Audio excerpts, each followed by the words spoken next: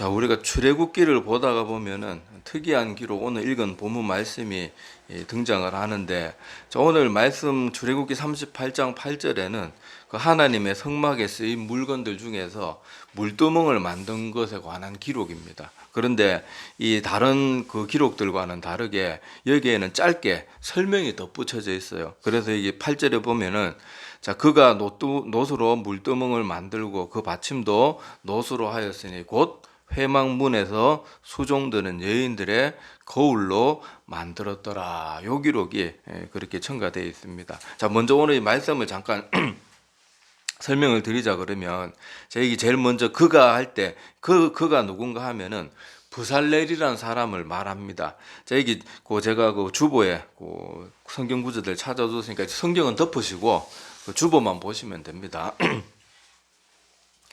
자, 먼저 출애굽기 37장 1절과 2절에 보면은 거기만 찾아놨는데, 이 말씀이 이제 37장부터 계속 쭉 이어지는 내용들이에요. 자, 거기 보니까 주어가 누구로 돼 있는가 하면은 부살렐이 조각목으로 궤를 만들었으니 뭐 이렇게 쭉 하면서 그 다음부터 뭘 만들고 그 내용이 쭉 지금까지 계속 38장 그 앞에도 있었고 계속해서 이어지는 내용들입니다.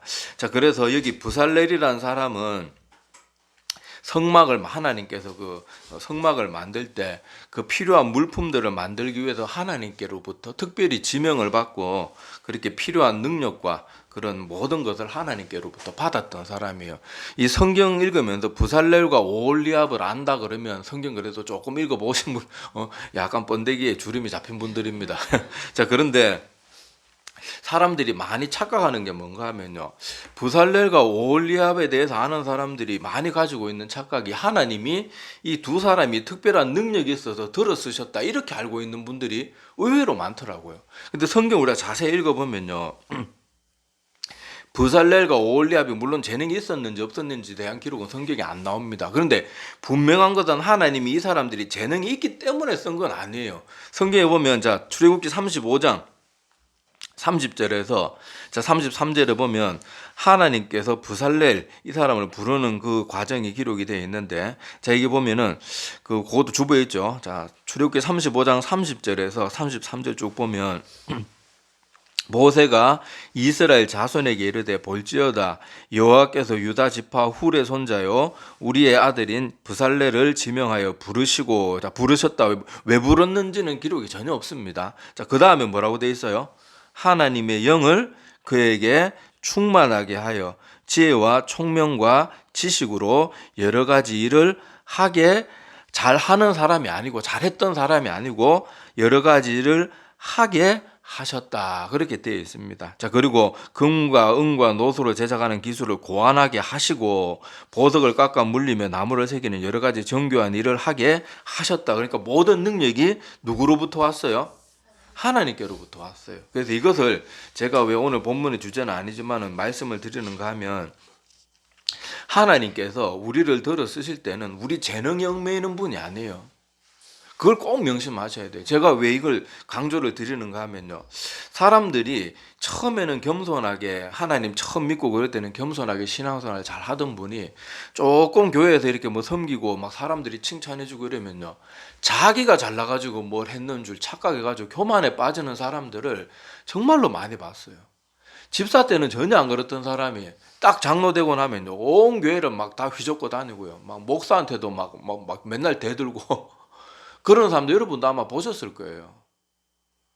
평소에는 조용하게 잘 지내던 청년들이 이제 조금 이제 청년 벗어나고 직장인 돼가지고 사회인 돼서 뭐 일남 일녀 뭐 이런 전도에 올라가가지고 뭐 찬양 인도니 성가대 주인이 맡겨놓으면요, 그만 사사건건 막 교회하고 막 충돌을 일으키고 막 자기 사람 막 끌어들이고 자기 팔을 만들고 자기가 무슨 능력이 대단해서 그런 것 같지.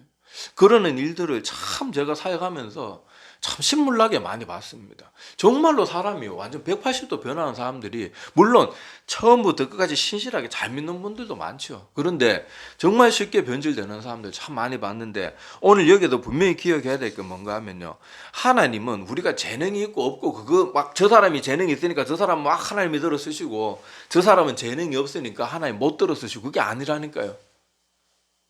그걸 꼭 명심하셔야 돼요. 그래서 내가 하나님의 일을 할 때는 오늘 이 하나님께서 부살렐, 오홀리압 이런 사람을 지명하여 부르시고 능력을 주셨다는 걸 그걸 항상 염두에 두고 있어야 됩니다. 만약에 하나님이 우리 재능에 따라서 우리 흔히 뭐 말하잖아요. 막 사람이 저 사람이 재능이 있으니까 하나님이 들어 쓰신다. 자꾸 그런 식으로 모든 걸 이해하기 시작하면요, 안 좋습니다. 주님께서 만약에 사람의 재능에 따라서 일을 더 잘할 수 있고 더 못하고 그런 분이라 그러면 예수님이 이 땅에 오셨을 때 12제자들을 어떤 사람 뽑았어야 되겠어요? 다 사도 바울과 같은 사람, 아볼로같이 박식한 사람, 성경에 정통한 사람, 이런 사람 뽑았어야 돼요. 그런데 예수님의 제자들 대부분이 뭐 하는 사람이었습니까? 촌떡이 완전 시골 때 이게 같은 유대인들끼리도 손가락질하던 그 갈릴리 천한 어부 출신들이 대부분이란 말이에요. 그 지역 사람들, 심지어 누구까지 있었습니까? 그 유대인들이 그렇게도 멸시하고 인간 취급도 안 하던 세리까지 있었잖아요. 하나님은 우리 능력에 얽매이는 분이 아니라는 걸 주의 일을 할 때 항상 염두에 둬야 돼. 항상 이건 절대로 잊으면 안 돼요. 이거 잊어버리면 조금만 교회에서 목사님이나 막 주변 사람들이 아이고 열심히 하시네 막 하면 고만교만에 빠져가지고 막 목에 기부스를 해가지고 목이 빳빳해가지고 인사도 안 하고 막 인사나 받을 줄은 알지 막 인사도 잘 안 하고 막 교회 조금만 뭐 마음에 안 들면 막 다 쌈딱같이 막 다 싸우려 그러고 희한한 사람으로 변신하는 거예요. 우리 절대로 그러면 안 됩니다. 예를 돕기 위해서 한 명만 예를 더 듭시다. 우리 구약 성경에 등장하는 천하무적이 누굽니까? 삼손이 있잖아요. 여러분 삼손이 태어나면서부터 막 기골이 장대하고 막 어렸을 때부터 막 배에 식스팩 막 왕자가 딱 있어가지고 그렇게 하나님이 삼손 들어 쓴 게 아니잖아요. 여러분 삼손에 관한 기록을 가만히 읽어보면요.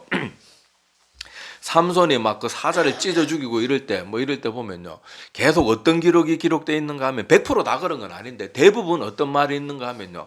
하나님의 영이 삼손에게 힘있게 내리시매. 하나님의 영이 그와 함께 하시니 밧줄을 불탄 삼줄 같이 끊었다. 사자를 그냥 막 그렇게 어린 양처럼 찢었다. 이런 말들 보면은 꼭 그 앞에 뭐가 붙어 있는가 하면은 삼손에게 하나님의 영이 강하게 임하심에, 내리심에, 붙드심에 이런 말들이 계속 같이 들어 있어요. 그리고 우리 잘 알잖아요. 여러분 삼손이 하나님의 뜻대로 살지 않고 자꾸 여자들한테 너무 마음이 쏠리고 나중에는 들릴라한테 완전 홀락 빠져가지고 자기가 절대로 배설해서는 안 되는 그 말을 하고 나서 하나님의 영이 떠나고 나니까 삼손이 어떻게 되었습니까?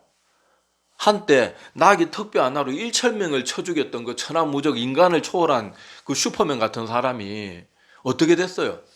머리카락 잘리고 나서 자기 비밀 여자한테 다 발설하고 하나님의 영이 떠나셨다. 그런데 떠난 줄 모르고 내가 가서 또 힘을 떨쳐야지 그러면서 나갔다가 어떻게 됩니까?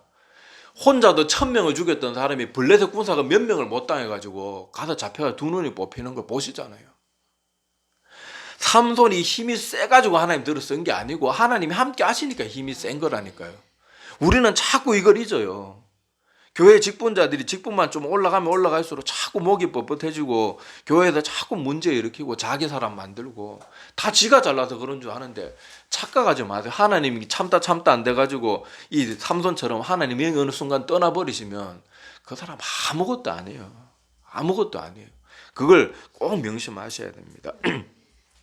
자, 그래서 다시 말씀드리지만은 하여튼 부살렐과 오홀리압도 하나님께서 특별히 지명하여 부르시고 다 능력을 공급해 주셨다고 성경에 기록하고 있는 거 꼭 기억하셨으면 좋겠어요. 자, 그래서 이 부살렐이 물두멍 여기 그가 할 때 그가 부살렐이라 그랬죠. 자, 부살렐이 물두멍을 만들었다 그렇게 말하는데 물두멍이 쉽게 뭘 말하는가 하면요.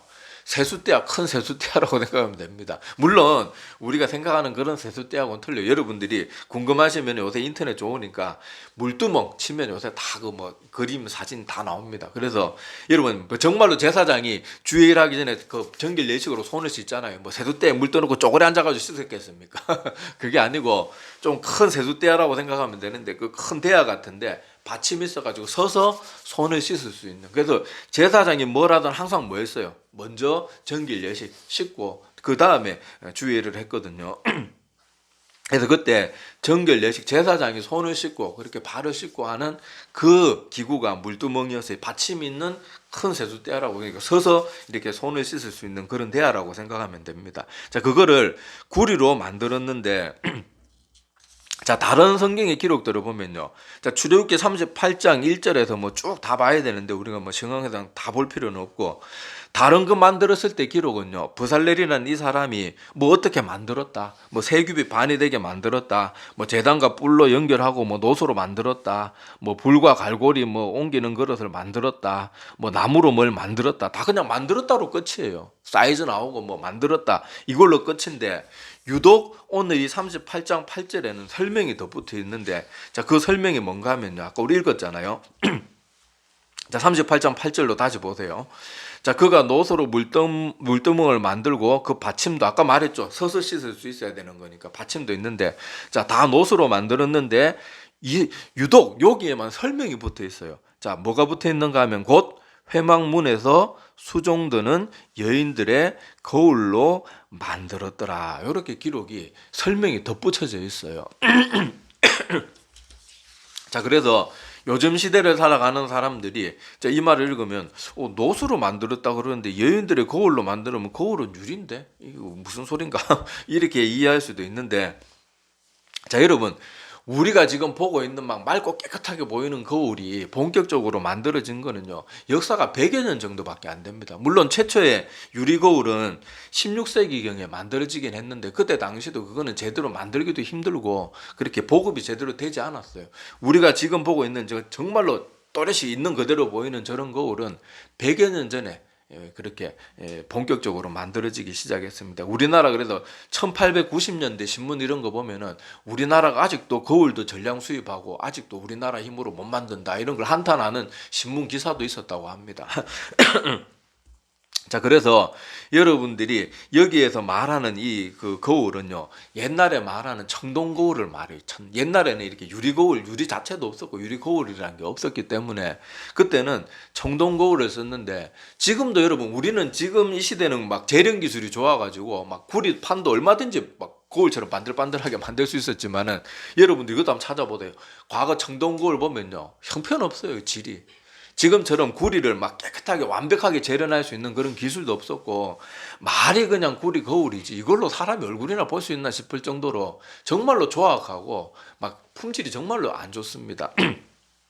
자, 그런데 그 시대 그 거울, 그러니까 여러분 이 기록이, 자, 사도 바울이 여러분 고린도전서 제가 찾아놨죠. 고린도전서 13장 12절에 보면요, 우리가 지금은 거울로 보는 것 같이 희미하다 이런 표현이 있는데, 자, 사도 바울이 오늘 성경 본문 여기 출애굽기 38장 8절에 이 기록이 기록된 후에 한 1000몇백 년 후의 사람이란 말이에요. 근데 그때 당시에도 거울은 희미하게 보이는 정도밖에 안 되는 수준이었으니까 1000몇백 년 전에 어떻겠냐고, 이 본문이 기록될 당시에는 얼마나 좋아했겠어요.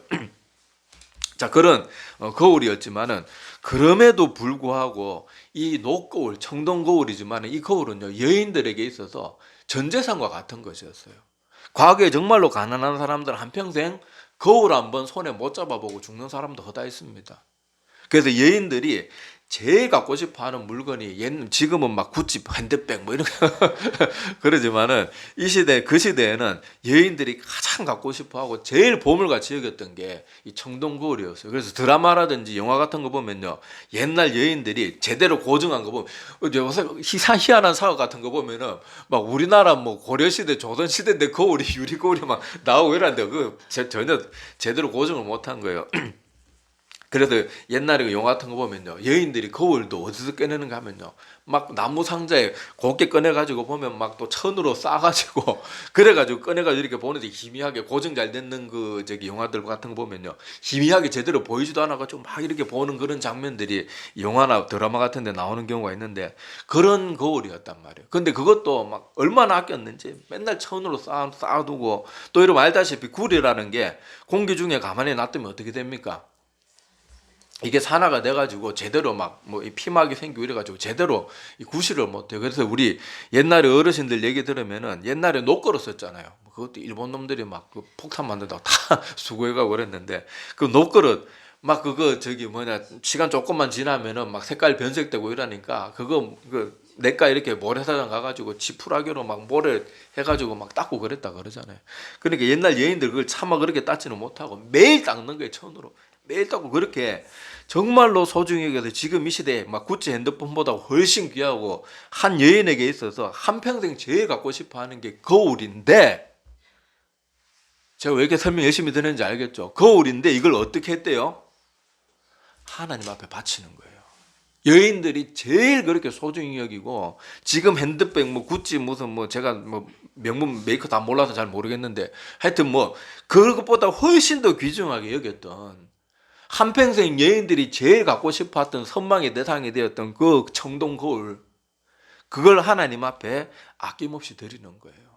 그러니까 다른 모든 기록에는 설명이 없는데, 이 물두멍을 만들 때는 그 여인들이 자기들이 그렇게 아끼고 한평생 갖고 싶어 했던 그거 겨우 손에 넣었는데, 하나님 앞에 이 제사장들이 손을 씻는 물두멍을 만들 때 이걸 아낌없이 여인들이 바쳤던 거예요. 여기 회막문에서 수종도는 여인들이라 그랬으니까 이 여인들이 어떤 사람인지 성경에는 기록이 잘 없어요. 그런데 충분히 유추해 볼 수 있는 것은 분명히 레위인들이었을 거예요.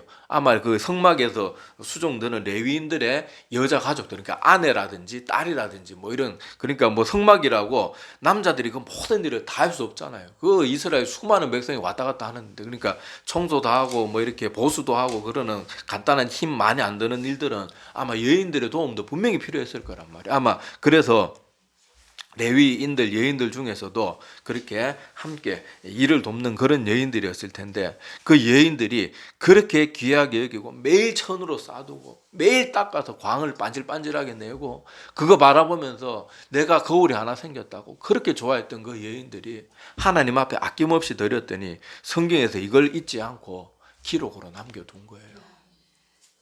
마리아가 예수님 앞에 그렇게 향유를 붓고 머리카락으로 그 발을 씻겼을 때 주님께서 그것을 기뻐하시고 앞으로 이 복음이 전해지는 곳마다 이 여인의 일들이 다 알려질 거다. 하나님은요, 특히나 옛날에는 지금 이 시대만큼, 요새는 여권이 많이 신장됐지만 옛날엔 여인들이 진짜 형편없는 취급받았잖아요. 심지어 결혼해놓고 애 못 낳으면 어떻게 합니까? 소방 맞고 쫓아내버리는 거예요.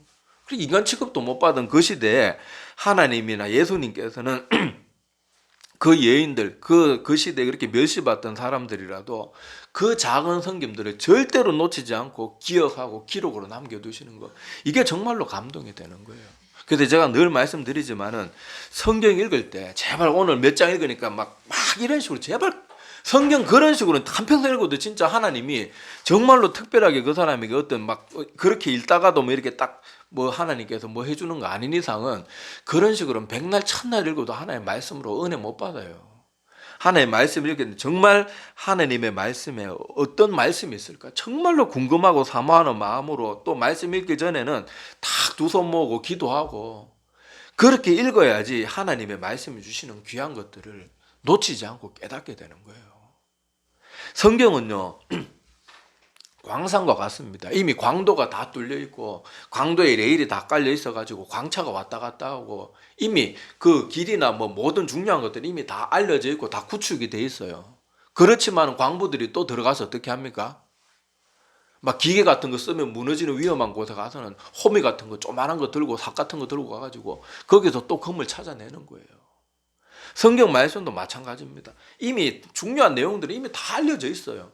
그런데 하나님께서 거기에 들어가서 찾고자 하는 사람들에게는요, 매일 들어가도 또 매일 금덩어리를 또 찾게 해주시는 거예요. 이 말씀을 제가 옛날부터 이 여인들이 거울 이거에 대해서 제가 한번 말씀을 나누고 싶어 했었는데 하여튼 이번에 그렇게 나누게 되었는데, 하나님 말씀을 읽다가 보면 이런 감동적인 내용들이 참 많아요. 그래서 저는 옛날에 별로 내가 내 스스로 성경 읽지 않고 그냥 교회에 몸만 왔다 갔다 하면서 목사님들 설교만 듣고 그랬을 때 느끼지 못했던 감동이 성경 말씀 읽으니까요, 얼마나 감동스러운 내용이 많은지. 심지어 하나님께서 구약의 율법에 보면요, 매번 절기 때마다 고아와 과부를 챙기라, 잊지 마라, 그거에 대해서 늘 빠지지 않고 말씀하거든요. 난 그런 내용이 있는 줄도 몰랐어요. 와, 하나님이 얼마나 섬세한 분이고 얼마나 사랑이 많고 우리가 그렇게 멸시하고 무시하는 그 사람들 하나까지도 하나님에게서는 절대로 벗어나지 않는구나.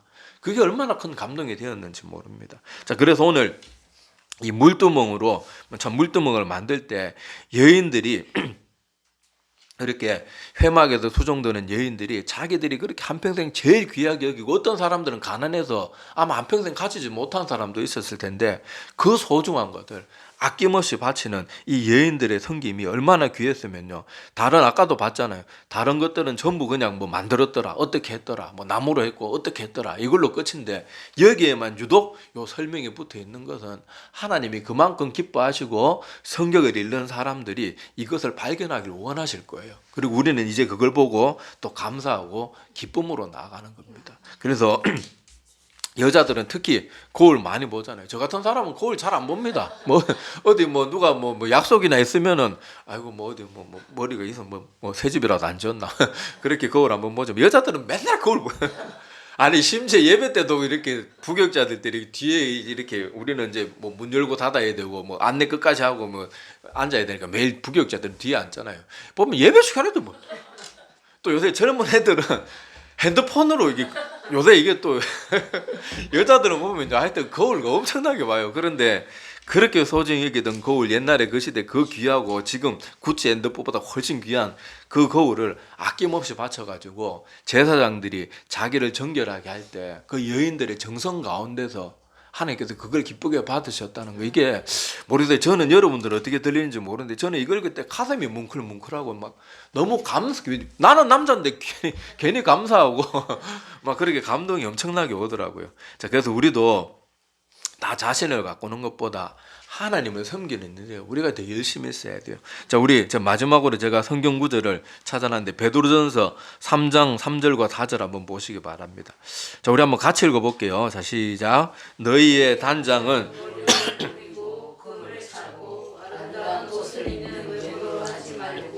오직 마음에 숨은 사람을 온유하고 안정한 심령에 썩지 아니할 것으로 하라.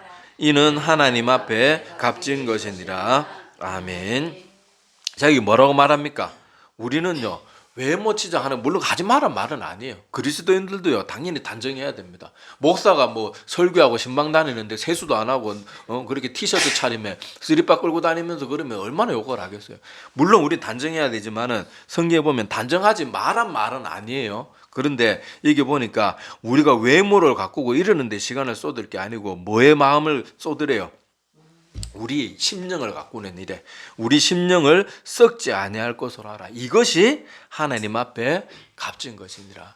그러니까 오늘 이 물두멍을 만들 때 거울을 바쳤던 여인은 그 거울로 뭐 하는 거예요? 자기를 단장하는 그 거울이고 그렇게 소중히 여겼던 것이지만은 하나님 앞에서는 그것을 하나도 귀하게 여기지 않고 하나님 앞에 아낌없이 바쳤던 이 여인들의 모습을 우리가 꼭 기억하면서 우리도 이 여인들과 같이 하나님 마음에 기억이 남고 기록으로 남기고 싶어하는, 그렇게 하나님의 마음이 감동이 되는, 우리의 마음이 정말로 하나님 앞에 다윗처럼 연락이 되고 마음의 기쁨이 되는 우리 모두가 되기를 간절히 소망합니다. 기도드리겠습니다.